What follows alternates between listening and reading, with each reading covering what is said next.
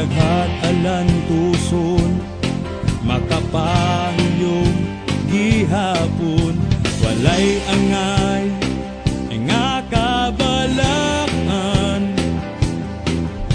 kay siya nga nagtuyo kanato, makagagahom sa tanan.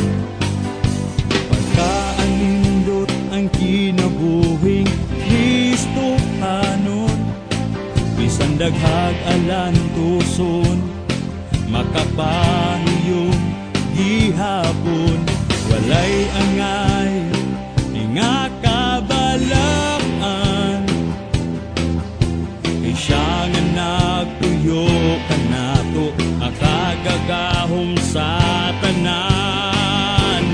Magpabilin kami kanimo, muagi man ang problema, may kasulbaran, way makababag sa mong pagsimba, kay ikaw man ang takos nga pasidunggan.